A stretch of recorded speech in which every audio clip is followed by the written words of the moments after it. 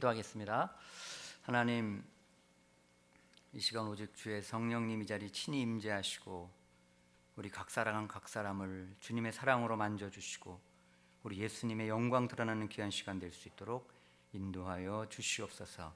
온전히 주님만 영광 받아 주실 줄을 믿사오며 예수님 이름으로 기도했습니다. 아멘. 제가 작년에 그 안양 비산동 지점장으로 근무를 했었습니다. 이제 VIP 고객님을 한 분을 제가 만나게 됐었는데 그 사장님은 자수성가하셔서 굉장히 큰 부를 이루신 사장님이시고 본인이 그렇게 자수성가를 했기 때문에 하나님에 대한 관심이 일체 없는 분이더라고요. 그래서 이렇게 고기를 먹으면 그래, 사람이 죽으면 다 저렇게 고기처럼 될 텐데 하나님이 어디 있나 이런 생각을 하시던 사장님이었다고 그러더라고요. 근데 저하고 이제 자꾸 이렇게 그 대면을 하면서 이야기를 하는 과정에 본인의 고민을 이야기를 하기 시작하셨어요. 아내가 아마 그 연세가 이제 있다 보니까 우울증이 이제 오신 것 같아요. 우울증이 오시면서 너무 아내가 이제 예민하고 막 성질을 내고 막 짜증을 내고 그러니까 이제 집안 분위기가 이게 이제 말이 아닌 거예요.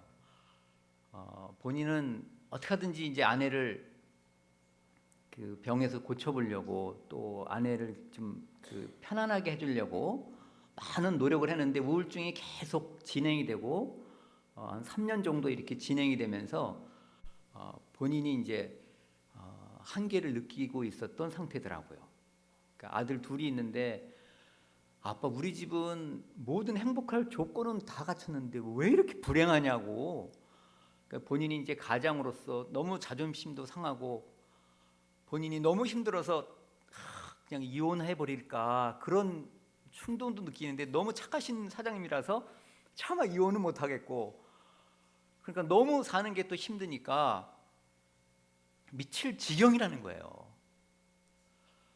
그러면서 저에게 정말 하루라도 좀 마음 편하게 좀 살아왔으면 소원이 없겠다는 거예요. 하루라도 좀 마음 편하게 살았으면 소원이 없겠다고 저한테 그러시더라고요. 그래서 제가 이제 그 아들 이야기를 했어요. 제 아들 이야기를. 하나님께서 그 사장님이 그렇게 힘들어하시는 모습을 보니까 너무 마음이 그 아프기도 하고 그래서 제가 이제 우리 아들 이야기를 그분한테 이제 드리면서 우리 아들은 그 태어났는데 한 5살 때쯤부터 잘 걷지 못하고 자꾸 넘어지고 그래서 이제 병원에 가서 검사를 해봤더니 이제 진행성 근육병으로 이제 점점 못 걷게 될 것이고 25살 전후에 죽게 될 것이다 이런 진단을 받은 아들이 있는데 그 아들이 지금은 계속 그 병이 진행이 돼서 자기 손가락 정도만 움직일 수 있는 그런 상태로 됐고 지금 이제 24시간 인공호흡기를 끼고 침대에 누워 있어서 본인이 할 수 있는 거는 이제 아무것도 없는, 그리고 어찌 보면 세상적으로 치료 방법이 없기 때문에 이렇게 죽을 날만 기다릴 수밖에 없는 이제 그런 상황 속에 또 폐렴으로 5년 전에 병원에 입원하고 하루 왼종일 가래가 나오고 때로는 기관지가 터져서 피가래가 터져 나오고 그런 상황 속에 저도 저의 집 상황은 절망적인 상황입니다. 그런데 저는 감사하게도 예수님을 알게 돼서 지금은 저희 집안이 얼마나 행복하게 살고 있는지 모른다. 그리고 제 마음속에 하나님이 주시는 그런 평안이 있어서 아마 사장님도 예수님을 알게 되면 현재 상황과는 상관없이 분명히 평안을 누릴 수 있을 것이다. 예수님께서 요한복음 14장 27절에 내가 너희에게 평안을 주노니 내가 너희에게 평안을 주노니 내가 너희에게 주는 평안은 세상이 주는 것 같지 않을 것이다. 너희는 마음에 근심하지도 말고 두려워하지도 말라. 세상이 줄 수 없는 평안, 어떤 상황 속에서도 예수님이 주시는 평안은 어떤 상황도 뛰어넘을 수 있는 평안, 감사, 기쁨을 누릴 수 있도록 해주신다고 하나님이 약속하고 계십니다. 사장님에도 이런 평안을 충분히 누리실 수 있어요. 이 예수님을 정말 알고 싶지 않습니까? 그랬더니 지점장님 얼굴 보니까 평안해 보여서, 평안해 보입니까? 지점장님 만날 때마다 전혀 집안에 그런 우환이 있는 줄을 몰랐다. 그런데 뵐 때마다 얼굴이 참 평안해 보여서 사실은 뭐 지점장한테 본인의 가정적인 이런 이야기를 자기는 한 번도 한 적이 없는데 그냥 업무적인 이야기를 하지, 저를 만나면 그 전날부터 저 만날 생각하면 가슴이 뛴대요. 2-3시간 동안 저를 붙잡고 본인의 힘든 이런저런 이야기를 다 하고, 그렇게 저만 만나면 편한가 봐요. 그랬던 사장님이셨는데 지점장님 이야기를 들으니까 나도 그 예수님을 정말 믿고 싶다는 거예요. 믿고 싶다는 거예요. 예, 사장님도 예수님을 믿으면 분명히 예수님이 주시고자 하시는 그 평안을 누릴 텐데, 예수님을 사장님이 마음에 모시려면 사장님께서 지금 왜 이렇게 평안하지 않으시겠느냐. 사장님의 힘으로, 하나님 없이 사장님이 하나님이 되어서 내가 어떻게 하든지 자수성가하신 분이니까 내 힘으로 내 가정을 한번 행복하게 만들어 보겠다고, 내 아내를 어떻게 하든지 행복하게 만들어 보겠다고 사장님 힘으로 하셨는데 그게 마음대로 안 되는 거 아닙니까? 왜 사장님 마음 가운데 왜 평안이 없습니까? 사장님이 책임질 수 없는 분이라는 거죠. 어떤 문제는 도저히 우리가 책임질 수 없는 그런 문제들이 있습니다. 예수님을 사장님이 마음에 모시려면 내가 그동안 하나님으로 살아왔던 그 모든 죄를 하나님 앞에 자백하고 그 예수님을 사장님의 마음에 하나님으로, 주인으로, 왕으로 모실 수만 있다면 사장님은 하나님의 자녀가 될 것이고, 하나님께서는 사장님의 아버지가 되어주셔서 사장님의 가정과 남은 모든 인생을 책임져 주실 것입니다. 정말 그렇게 하실 마음이 있으십니까? 당연히 제가 그렇게 하죠. 예수님을 하나님으로 모시고 주님으로 마음에 모신다는 의미는 이제부터 하나님을 황제 이상으로 여기시고 하나님의 말씀대로 순종하며 살아갈 것을 결심하는 것입니다. 나의 모든 생각, 나의 모든 계획은 다 내려놓고 하나님의 말씀이라면 내가 목숨 걸고 하나님 말씀을 지키겠습니다라고 하는 순종의 태도와 자세가 필요한데, 그렇게 하실 수 있겠어요? 예, 당연히 제가 그렇게 하죠. 사장님은 본인이 죄인이라는 것이 인정이 됩니까? 그랬더니 자기는 그동안 살면서 천국이 있다면 나 같은 사람이 천국에 안 가면 누가 가나, 이런 생각으로 지금까지 살아오셨다고 그러더라고요. 나 같은 사람이 천국 안 가면 누가 가나. 그렇게 성실하게 열심히 살아오신 사장님이시니까. 예, 사장님이 지금까지 그런 삶을 살았을지는 모르겠지만 하나님이 보시는 죄의 기준은 다릅니다. 한두 가지만 제가 말씀드리면, 예수님께서는 사장님이 하루 동안에 많은 생각을 하실 텐데 예수님은 뭐라고 그러셨냐면, 여자를 보고 음욕을 품는 자마다 마음에 이미 간음하였다라고 예수님은 분명히 말씀하시고, 형제를 미워하는 자마다 이미 살인했다고 말씀하시는데, 그 예수님의 기준, 하나님의 기준에서 보실 때 사장님은 어떠신 것 같아요? 아마 그때 성령님께서 역사하신 것 같아요. 본인이 그러면 하나님의 기준대로라면 나야말로 지옥 갈 사람이네요. 그렇죠. 나야말로 지옥 갈 사람이네요. 예, 맞습니다. 하나님의 기준으로 보실 때는 사장님은 지옥에 갈 사람이에요. 지옥에 갈 죄인이에요. 하나님을 반역하고 하나님 대신 사장님이 하나님으로 살아오셨기 때문에 반역죄도 그런 반역죄가 없는 거겠죠.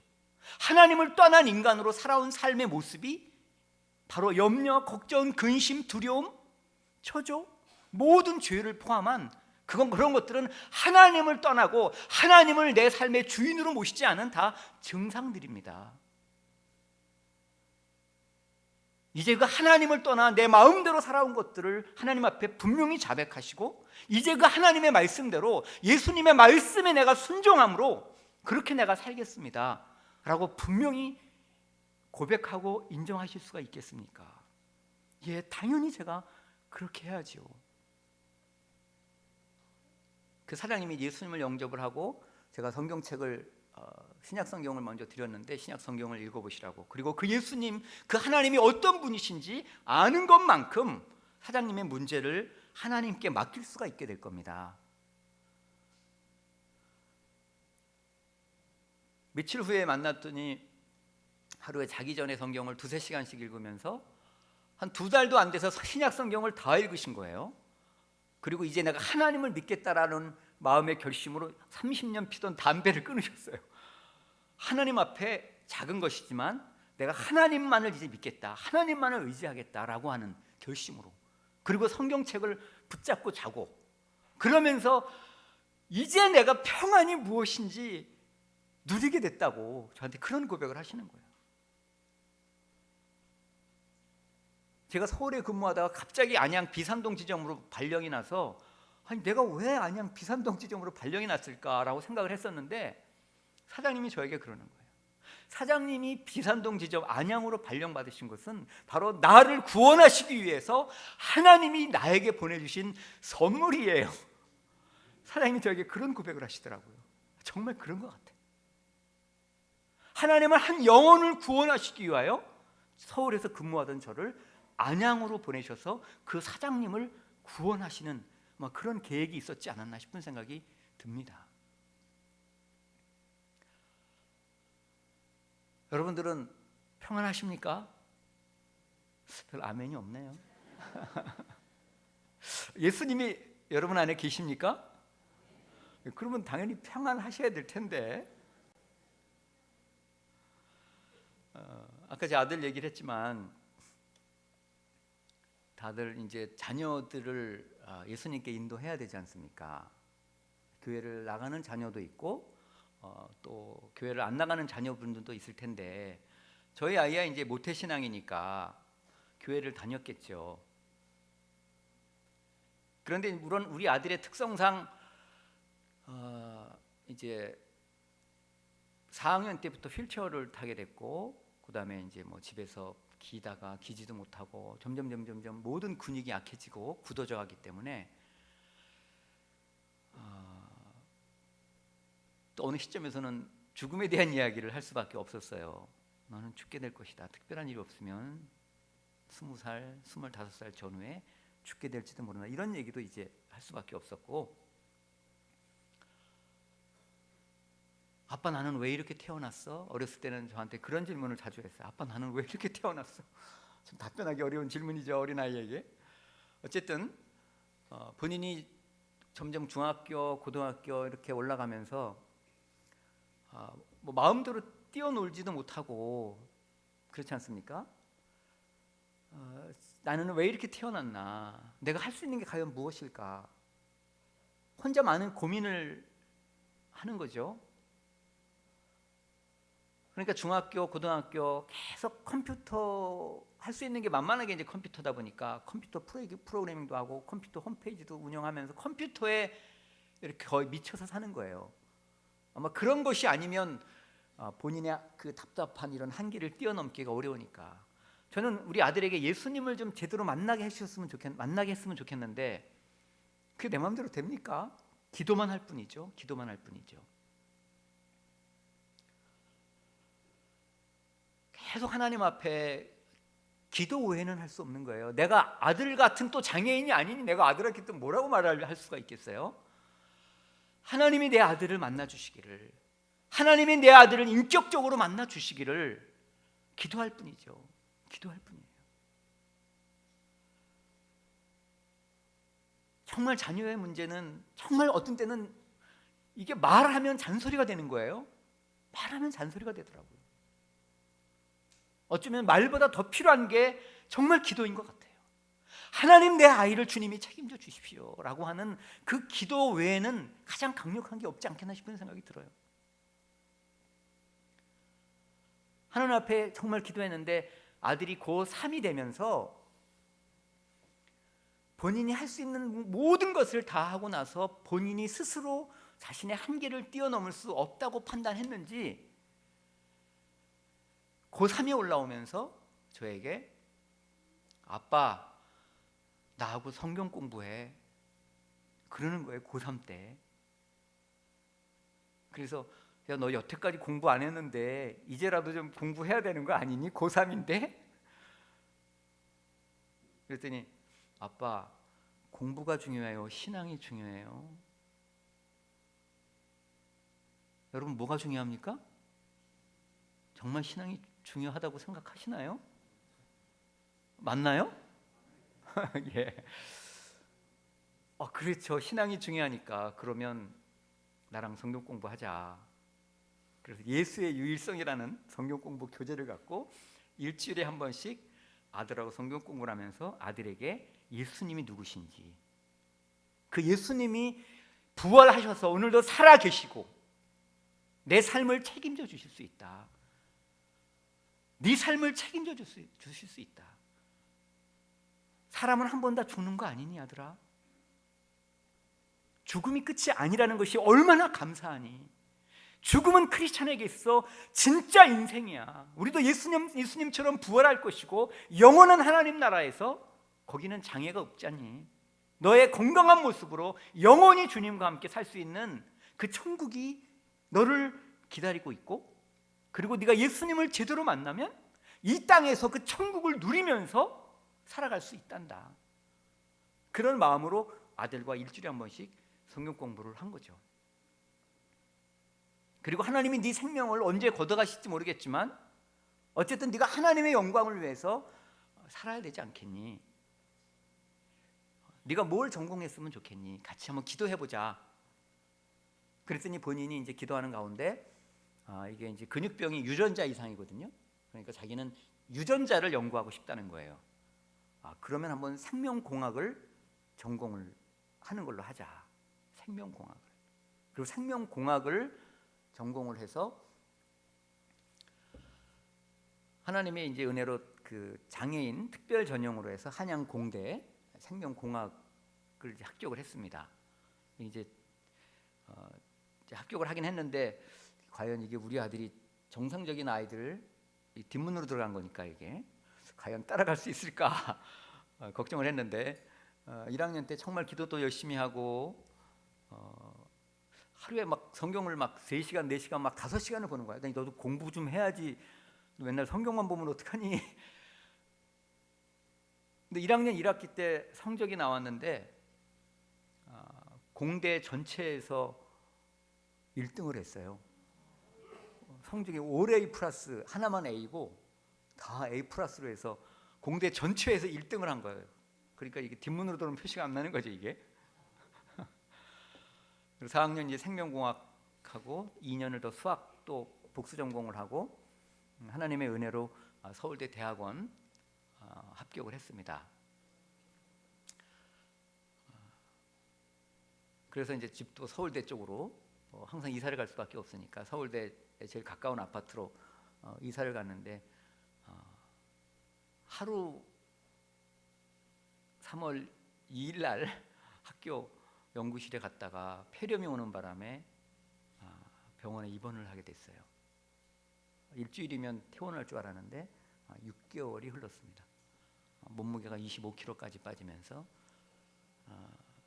중환자실을 드나들면서 여기서 이렇게 아들이 떠나가나 보다라고 생각할 정도의 병원 생활을 하게 됐고, 극적으로 퇴원을 해서 다시 이제 복학을 할 수 있겠다 싶어서 9월에 퇴원을 했는데 한 5, 6개월 좀 몸을 좀 추스리면 다시 복학을 할 수 있으려니 생각을 했는데 지금 5년이 흘러가고 있습니다. 퇴원할 때는 앉아서 밥도 먹었는데 지금은 계속 가래가 나오고 아까 말씀드린 대로 기관지에서 피가 터지고 인공호흡기를 할 수밖에 없고 24시간 침대에 누워서 생활을 하는, 이제 서울대 대학원 복학은 꿈같은 이야기가 되어버렸고 이대로 죽을 때까지 살게 되나 보다 하는 그런 절망적인 상황으로 되어져 버린 거죠.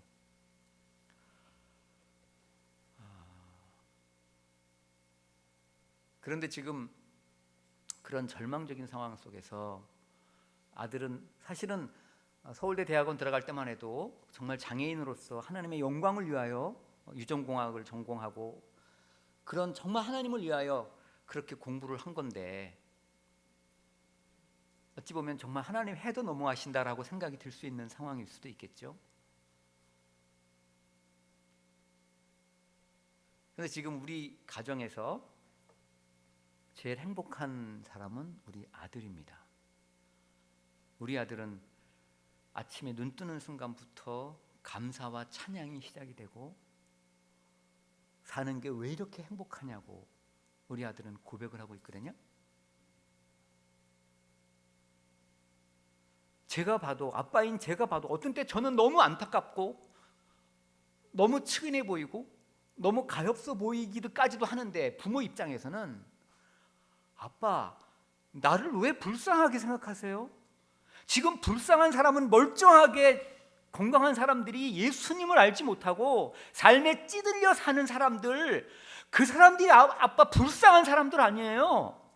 몸은 멀쩡한데 하나님 나라의 꿈도 없고 비전도 없고 주님의 영광을 위하여 드려지지 못하는 그런 사람들이 불쌍한 사람들 아니에요, 아빠? 절대 아빠 나 불쌍한 거 아니에요. 아빠 내가 뭐가 불쌍해요? 오히려 저에게 아들이 그럽니다.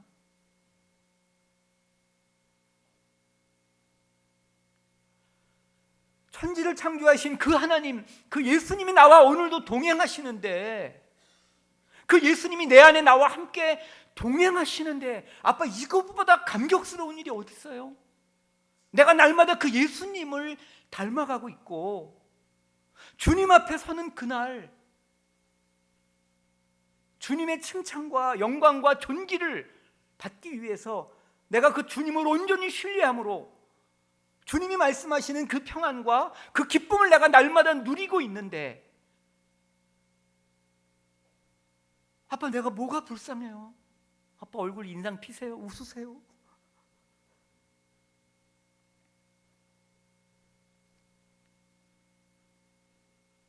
저는 우리 아들을 보면서 복음의 능력이라고 생각이 듭니다.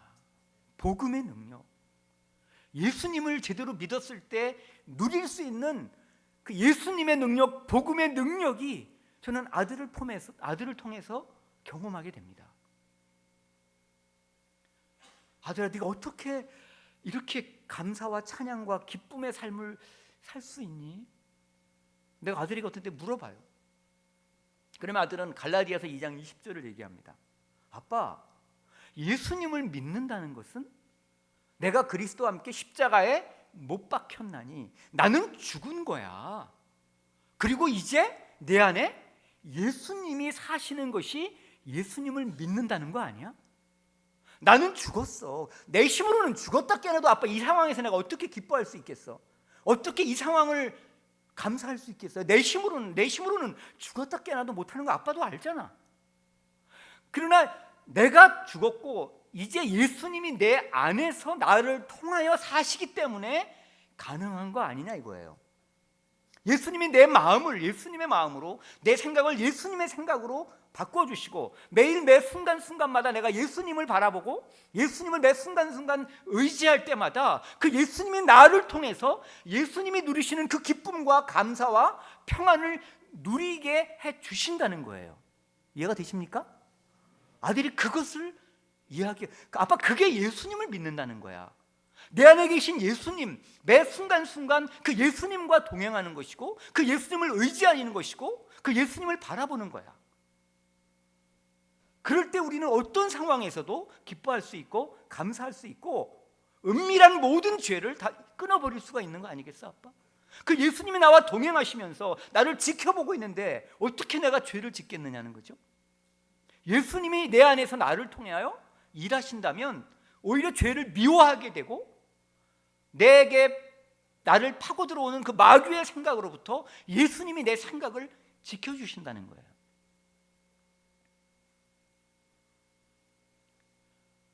오히려 5년 전에는 본인의 근육병을 한계를 극복하지 못하고 본인이 힘들어해서 마음대로 전도하는 게 조금 자신이 없었는데, 이제 5년 전보다 더 심각한 이런 상황 속에서 이제 내가 기쁨을 누리고 감사를 누리고 평안이 무엇인지를 경험하니까 이제는 내가 예수님을 전하고 싶어 미치겠다는 거예요.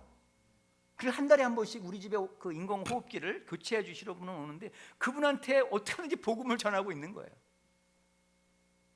본인이 예수 믿는 감격을 누리니까, 구원의 감격을 누리고 그 주님이 나와 동행하심으로 말미암아 본인의 한계를 뛰어넘어 염려, 걱정, 근심이 없는 그 평안과 기쁨과 감사를 누리게 되니까 내가 만난 이 예수님을 전하지 않고는 견딜 수가 없는 그런 아들이 되어진 거더라고요.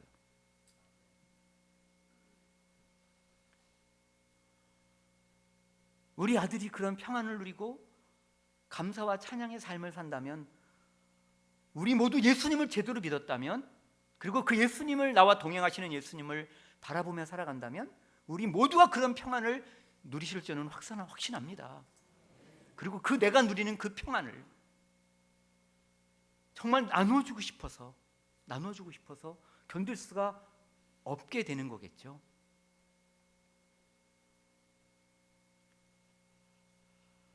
제가 저희 가정에, 제가 22살 때 예수님을 믿게 되는데, 물론 저는 제 이름이 영생이라고 생각을 하셔서 모태신앙 같은데 모태신앙은 전혀 아닙니다. 저는 이름이 영생이라서 은행 있으면 꼭 이렇게 모태신앙인 줄을 이렇게 알고 아는 척하시는 분들이 계시지만, 저는 저를 전도하려는 그 여학생이 있었는데, 학교 다닐 때 제가 하도 전도하니까, 야, 하나님이 어딨냐, 그래도 전도하니까, 야, 내가 영생교 교주니까 나는 전도할 필요 없다. 내가 어디 봐서 하나님 믿을 사람 같냐. 그리고 도망 다녔거든요. 근데 그 여학생이 저를 위해서 계속 기도했던 것 같아요. 4학년이 되면서 마음이 가난해지고, 저 이혼 가정에서 제가 자라났기 때문에 가정이 원망이 되고, 미래에 대한 염려가 들어오고, 열등감이 들어오고, 살아갈 날에 대한 자신감이 없고, 마음의 어떤 그런 정신적인 방황이 찾아오게 된 거죠. 그러니까 이제 그때서야 하나님을 어떤 절대자를 만나고 싶은 생각이 들더라고요. 그때 저를 전도했던 그 여학생이 ROTC 축제 옛날 제가 파트너가 없이 빌빌대고 있으니까 저에게 자기 교회 다니는 자기 친구를 저를 소개시켜 준 거예요. 그리고 그 파트너인 그 친구가 이제 내 파트너가 돼줬으니까 자기 교회 한번 가자고.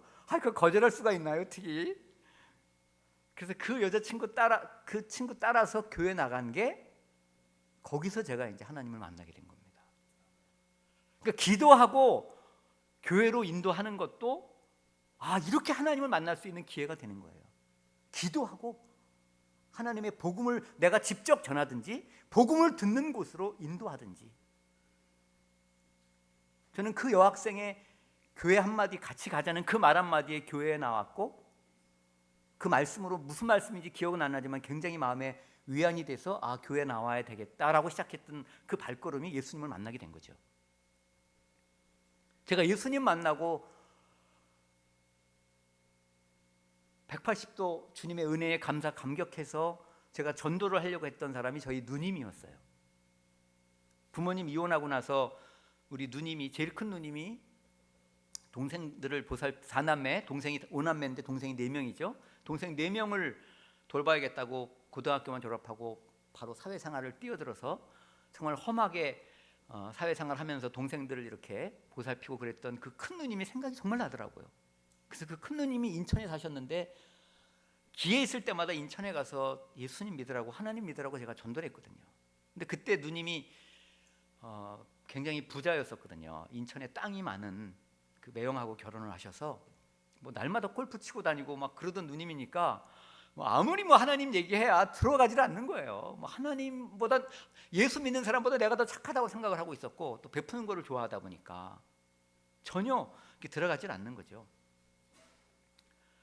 그래도 갈 때마다 예수님 얘기하고 기도하고 했었는데 하나님이 일을 하시기 시작하셨는지 매형이 사기를 맞았어요. 사업을 하려고 하다가. 그러니까 이제 그 재판이 시작된 거죠. 그래서 있는 돈 없는 돈 다 끌어모으고 땅 담보대출을 받아서 재판을 진행하는데 한 7년을 재판을 한 거예요. 그러니까 재판이 진행되니까 얼마나 초조하겠습니까? 그러니까 막 그때도 막 제가 가면서 이제 당장 돈이 없으면 제 이름으로, 이제 땅이 많이 있으니까 괜찮으리라 생각을 하고 제 이름으로 대출도 해주고 또 제가 보증도 서주고 이렇게 해서 이제 재판 어떻게 하든지 내가 조금이라도 도와서 예수 믿게 하려고 이제 신경을 썼는데, 뭐 제가 아무리 그래도 뭐 무당을 찾아가서 내가 과연 이기겠냐 안 이기겠냐, 이게 뭐 아무리 기도해도 영 하나님께로 돌아오는 기미가 안 보이는 거예요. 정말 안타깝게 기도를 했는데도. 그런데 IMF가 온 겁니다. IMF가 오니까 어떻게 됐겠습니까? 그 많던 땅이 다 경매로 날아가 버린 거예요. 졸지에 알거지가 된 겁니다. 그리고 전세 마지막, 이미 이제 집을 팔고 전세로 살고 있었는데 전세돈 빼갖고 그 무당이 음식점을 하나 잘 차리면 대박 난다고 그래갖고 음식점을 잘 차렸는데 완전히 쪽박을 찼죠. 그리고 이제 과거에 많이 그 돈을 빌려주고 들었다가 이제 어려우니까 친척들한테 돈을 빌렸는데 친척들이 이제 IMF 오면서 자기 돈 뜯길 것 같으니까 야 이년아 내 돈 내놓고 죽어라 막 이렇게 이제 친척들이 막 덤벼드는 거예요, 아귀같이. 그러니까 막 야 정말 너네 진짜 치사하다.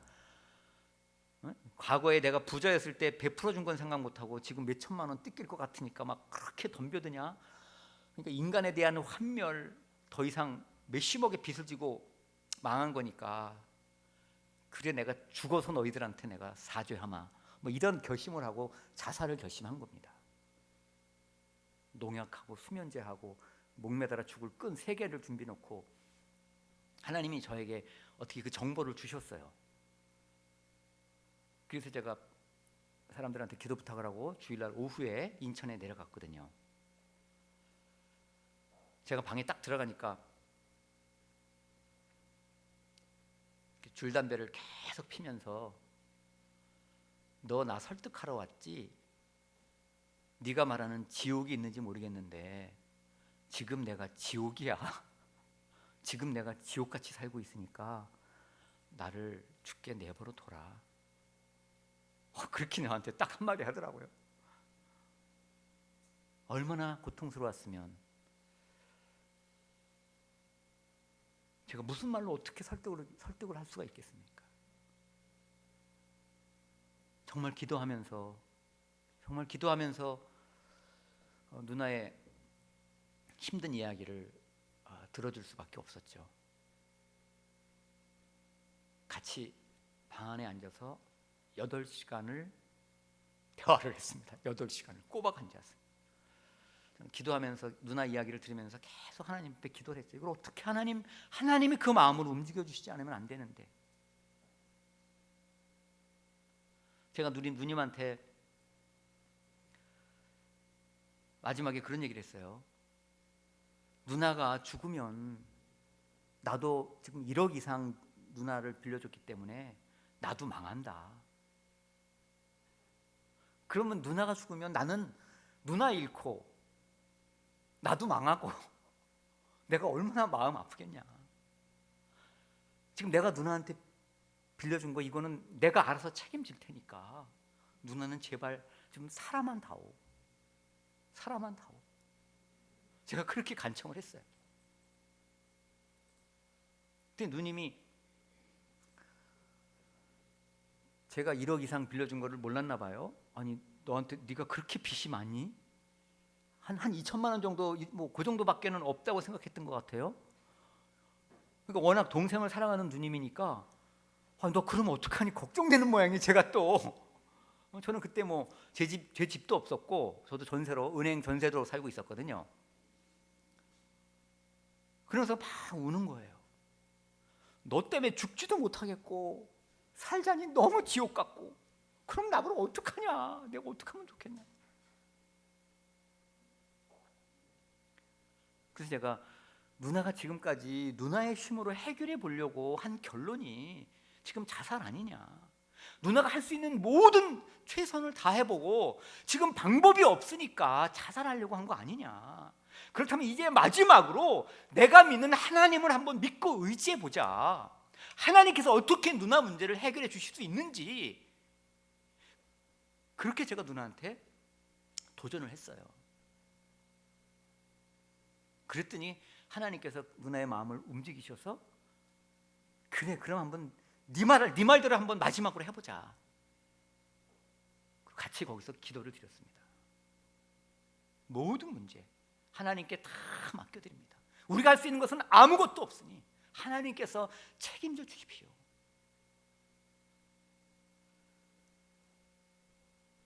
그날 성령께서 역사하셨어요. 그리고 그 다음 날 누나로부터 전화가 오더라고요. 야, 내 마음이 왜 이렇게 편하냐? 나 미친 거 아니냐? 해결된 건 하나도 없는데 왜 이렇게 내 마음이 편하지?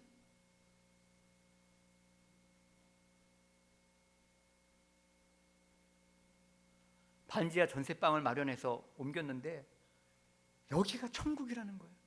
이 좋은 예수님, 이 좋은 하나님을 내가 왜 진작에 만나지 않고 허손 세월을 보냈는지 안타까워서 울더라고요. 이 좋은 예수님을 내가 왜 진작에 몰랐을까?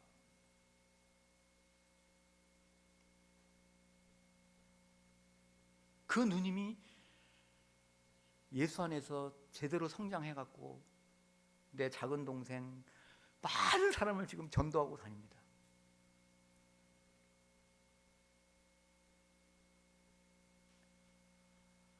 그 누님이 예수님을 만났는데 저는 이제 그 1억 이상의 빚에 이제 시달리기 시작했어요. IMF 때 이자율이 얼마나 높았어요. 정신을 못 차리겠더라고. 빨간 딱지 날라와서 막 은행 이거 이자 안 내면 봉급 가압류 들어오겠다고. 야, 그 경제적으로 막 압박당하는 게 너무 힘든 거예요. 하나님 나 너무 힘들어요. 그때 하나님이 저한테 고린도후서 12장 15절 말씀을 들려주시더라고요. 사도 바울이 고린도 교인들한테 내가 너희 영혼을 위하여 크게 기뻐함으로 재물을 사용하고 또 내 자신까지 내어주리니, 그게 주님의 음성으로 들리는 거예요. 네가 네 누나의 영혼의 구원을 위하여, 사도 바울은 목숨까지 내어주기를 즐겨했는데 너는 네가 네 누나를 위해서 목숨 바쳤니? 목숨은 안 바치지 않았느냐, 그 말인 거예요. 한 영혼을 구원하기 위하여 선교하는 선교사들이 얼마나 많은데 한 영혼을 위하여, 네 누나의 영혼의 구원을 위하여 네가 네 목숨은 내놓지 않지 않았느냐. 재물 좀, 그 돈 1억 얼마 내는 거 갖고 그렇게 힘들어하니? 이런 식으로 저에게 말씀하시는 것 같더라고요. 한 영혼의 값이 1억밖에 안 되겠니? 뭐 이런 메시지인 거예요. 1억을 들여서 한 영혼을 구원할 수 있다면 얼마나 대단한 겁니까? 제가 회개했어요. 하나님 제가 힘들어한 거 회개합니다. 한 영혼을 구원했는데 내가 이거 힘들어하면 안 되죠. 그런데 현실은 현실인지라 하나님 어떻게 해야 됩니까 이거를? 다행히 이제 은행 합병하면서 한 4천만 원은 중간 퇴직금으로 나와서 그걸로 한 4천 원 갚았는데 6천만 원은 이거 뭐 그래도 방법이 없는 거예요. 누가 원금을 빌려주면 좋겠는데 IMF 때 그 6천만 원이 몇 억이나 되는 자금일 텐데 지금으로 보자면 그 뭐 누가 저한테 그거를 빌려주겠어요, 원금을. 그런데 어느 날 한 형제가 저를 좀 만나자고 그래서 만났는데 그 형제가 저에게 어떻게 어려운 얘기를 들었는지 정확하게 좀 사정을 좀 얘기해 달라는 거예요. 그래서 제가 사실은 한 6천만 원 정도 은행에 이걸 원금을 갚으면 일단 이자 부담이 없으니까 내가 매달 뭐 25만 원씩 뭐 이렇게 해서 한 2, 30년에 걸쳐서 내가 원금은 갚을 수 있는데 이게 이자 부담이 너무 크다. 이자 내다가 지금 허덕이다가 내가 평생 갈 것 같다. 그랬더니 그 친구가 제가 처음으로 6천만 원을 얘기했는데 봉투를 하나 주는 거예요. 이걸로 일단 갚자고. 그래서 봤더니 1,000만 원짜리 6장이 들어있는 거예요. 그래서 일단 은행 다니면서 6천만 원을 원금을 갚은 거예요. 와, 그때 그 감격은 이루 말할 수 없는 거예요. 그래서 그 형제한테 너무 감사하다. 내가 이거 정말 매달 2, 30만 원씩 내가 꼭 갚겠다고. 그랬더니 그 형제가 이게 내가 은행 다니는데 이게 무슨 내가 은행원 6천만 원이란 돈이 어딨냐. 이거 내 돈 아니고 어떤 분이 나한테 주라고 줬다는 거예요. 6천만 원을. 아니 그러면 그분이 누구냐? 이름을 좀 알려달라 그랬더니 그분이 이름을 알려주지 말랬대요 또. 그러면 내가 이거 어떻게 갚냐? 내가 그러면 너한테 매달 얼마씩 줄 테니까 네가 그분한테 그럼 갚아라. 그렇게 해줄래? 그랬더니 그분이 갚을 필요가 없다고 그랬다는 거예요.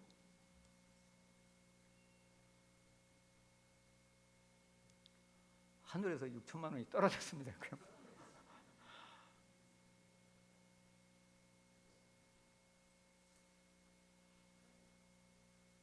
너희는 먼저 그의 나라와 그의 의를 구하라. 그리하면 이 모든 것을 너희에게 더하시리라. 는 그 말씀이 생각이 나더라고요. 내가 감당 못할 때쯤 하나님께서 영혼을 구원하기 위하여 들어간 돈이기 때문에 특별히 하나님께서 갚아주셨다는 생각이 들더라고요.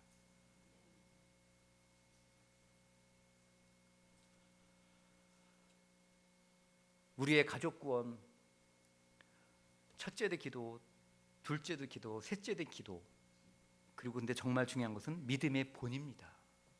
우리 아들에게 제가 본이 안 됐다면 아마 저에게 성경 공부하라는 말 안 했을 거예요. 지금 제가 우리 딸을 예수 믿게 하려고, 제대로 예수 믿게 하려고 지금 1대1로 성경 공부를 하고 있는데, 내가 정말 내 자녀들의 눈에 볼 때 예수 믿는 남편, 예수 믿는 아빠, 우리 아빠는 예수님 같아, 우리 엄마는 예수님 같아, 우리 남편은 예수님 같아 라는 것이 우리가 포기할 수 없는 목표여야 됩니다. 물론 우리 힘으로는 안 되겠지만 내 안에 나와 동행하시는 살아계신 예수님을 매 순간순간 바라보고 살아간다면 저는 된다고 봐요. 은행에 한 결혼을 앞둔 마지막 간증하고 마치겠습니다. 한 친구가 있어서 제가 축하하려고 갔습니다. 그랬더니 주변에 이미 결혼한 사람들이 다들 결혼해봐야 그 얼마 못 가. 다 고생이다 고생. 너무 좋아하지 마. 그랬다는 거예요. 완전히 풀이 주고 있더라고요. 결혼을 앞둔 친구가. 그래서 제가 무슨 소리야. 난 아직도 신혼인데 일단 갔다 와. 내가 천국처럼 사는 비결 알려줄 테니까. 그래요? 갔다 왔어. 갔다 와갖고 제가 너 20년 30년이 돼도 신혼처럼 살 수 있는 비결을 내가 알려줄 테니까 나한테 5번만 시간 낼 수 있니? 내가 좀 바쁘긴 하지만 내가 시간 내줄 테니까. 그랬더니 그러면 너무 감사하죠. 그러는 거예요. 5번 만나서 복음을 전하는 겁니다. 첫날 만나갖고 창세기를 폈죠. 이 아담과 하와가 너는 내 살 중에 살이요 뼈 중에 뼈. 너무나 이 사랑의 고백을 하던 이 아담과 하와가 왜 이렇게 개판이 됐냐? 이게 왜 서로 원망하고, 이게 오늘날 많은 가정의 모습 아니냐? 서로 탓하고 원망하고 짜증내고 이혼하고, 이게 왜 그래? 하나님을 떠난 거 아니냐? 하나님을 떠난 모습. 하나님을 하나님으로 모시고 가정의 하나님을 주인으로, 예수님을 가정의 주인으로 모시면 원래 하나님이 의도하신 그 천국의 가정이 회복이 될 수 있는 거야. 가정에 예수님을 가장으로 모시면, 그리고 예수님이 실제로 내 가정에 예수님과 함께 사는 것처럼 날마다 그 예수님을 바라보고 살면, 아니 그 예수님이 지금 함께 계시는데 어떻게 소리 질러? 그렇잖아요? 그런 거 아닙니까? 예수님이 우리 가정에 정말 함께 나와 함께 결혼 생활하는데 함께 사신다면 어떻게 큰 소리 치고 어떻게 심한 말 하겠냐 이거죠. 아멘이십니까? 심지어는 그 예수님이 내 안에 들어오셔서 나를 변화시키시는데, 그렇게 예수님을 마음의 주인으로 모시면 너는 정말 예수님 같은 남편이 될 수 있고, 그 예수님 같은 남편인 네가 그 예수님과 함께 네 가정을 하나님께 온전히 맡겨드리면 너는 20년, 30년이 돼도, 물론 중간중간 싸울 때도 있다. 그 싸우는 것은 내가 정말 예수님 안 닮았네, 내가 정말 죄인이네 하는 것을 깨닫게 해주는 은혜의 시간이다. 그거는 물론. 그러나 결국은 네가 예수님처럼 변해서 천국의 가정을 신혼처럼 살 수 있는 그런 날이 될 거다. 예수님 믿고 싶지 않니? 그래서 예수님을 전해서 예수님을 영접해서 지금은 아주 행복하게 잘 교회 다니면서 생활하는 부부도 있습니다. 아마 요즘은 사람들이 우리의 삶을 통해서 특별히 보기를 원하는 것 같아요. 정말 다르다.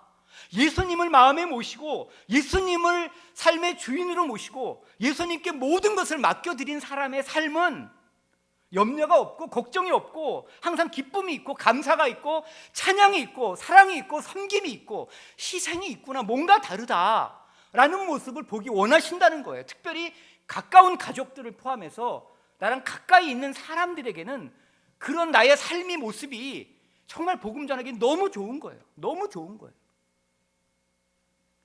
지점장으로 제가 섬길 때 내 직원들을 전도하기가 너무 쉬워요. 내 삶으로 보여줄 수 있으니까. 그런 거 아닙니까? 내가 그들을 잘해주고 사랑하고 정말 위해 주니까 제 말을 웬만하면 다 들으려고 하는 거예요.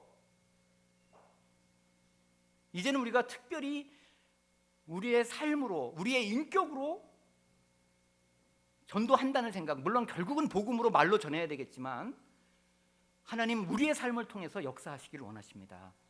여러분 모두가 그런 정말 예수님 같은 하나님의 사람들이 되시기를 바랍니다. 기도하겠습니다.